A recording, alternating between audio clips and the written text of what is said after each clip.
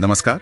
The deep dive में आपका स्वागत है। नमस्कार। आज हम संत तुलसीदास जी के एक बहुत ही प्रसिद्ध और कह सकते हैं शक्तिशाली दोहे पर बात करने वाले हैं। हाँ, और ये दोहा ऐसा है जो दिखने में बहुत सरल है। बिल्कुल। तो आज हमारा मिशन बस इसका मतलब समझना नहीं है। नहीं, बल्कि इसकी परतों को खोलना है ना? हाँ, ये देखना है कि इन दो लाइनों में आज की जिंदगी के लिए क्या छुपा है। तो फिर चलिए इस डीप ड्राइव को शुरू करते हैं। चलिए। दोहा कुछ इस तरह है।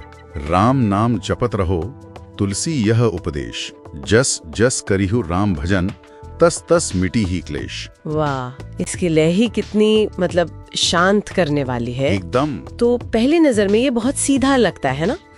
लगता है कि बस राम नाम जपो और सारे दुख खत्म। हाँ, पर क्या ये वाकई इतना आसान है या जपने का कोई और गहरा मतलब है यहाँ? यही तो मतलब इसकी खूबसूरती है। ये कोई जादुई मंत्र नहीं है। अच्छा, ये एक तरह से आप कह सकते हैं एक मनोवैज्ञानिक तकनीक है। जप जपत रहो यानी लगातार जपते रहो। इसका मतलब है अपने मन को एक ही पॉजिटिव चीज पर टिका देना। आज की भाषा में इसे कॉग्निटिव रीप्रोग्रामिंग कह सकते हैं। जब आप लगातार एक ही विचार पर ध्यान लगाते हैं तो फालतू की चिंताओं के लिए दिमाग में जगह ही कम बचती है। अच्छा, तो मतलब ये कोई वन टाइम फिक्स नहीं है? नहीं, बिल्कुल नहीं। तुलसीदास जी कह रहे हैं कि इसे अपनी आदत बनाना होगा, रोजमर्रा की जिंदगी का हिस्सा। बिल्कुल। और यहाँ दिलचस्प बात ये है कि वो एक तरह का फॉर्मूला दे रहे हैं। फॉर्मूला कैसे? जस जस करे हूँ राम भजन, जैसे जैसे आप भजन करेंगे ये है एक्शन। ठीक है। तस तस मिट ही क्लेश। हाँ। वैसे वैसे क्लेश मिटेंगे, ये है उसका नतीजा। हाँ, ये तो सीधा कारण और प्रभाव का संबंध हो गया। एकदम। ये सिर्फ आस्था की बात नहीं, ये एक प्रैक्टिकल गाइड है। आप एक इनपुट देंगे तो आपको एक खास आउटपुट मिलेगा, एक तरह का आध्यात्मिक विज्ञान। और मुझे क्लेश शब्द बड़ा दिलचस्प लगता है। हम आमतौर पर क्लेश का मतलब दुख या परेशानी समझते हैं। हाँ। तो क्या यहाँ बात सिर्फ रोज के तनाव की हो रही है या इसके पीछे कोई और गहरा दार्शनिक मतलब है? क्या कमाल का सवाल है। देखिए, भारतीय दर्शन में खासकर योग में 5 तरह के क्लेश बताए गए हैं।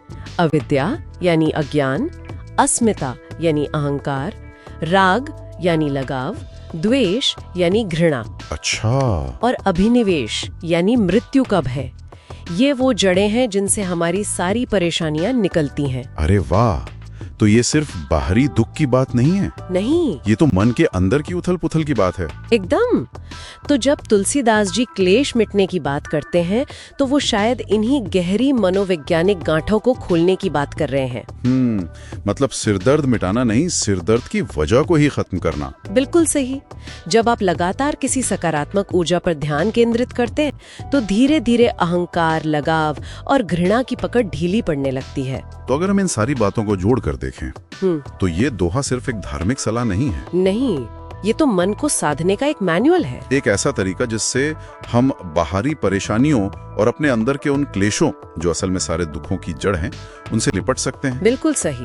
और ये हमें एक बहुत बड़े सवाल पर लाकर छोड़ता है। क्या? तुलसीदास जी ने ये बात सदियों पहले कही थी, जब मॉडर्न साइकोलॉजी का कोई नामो निशान नहीं था।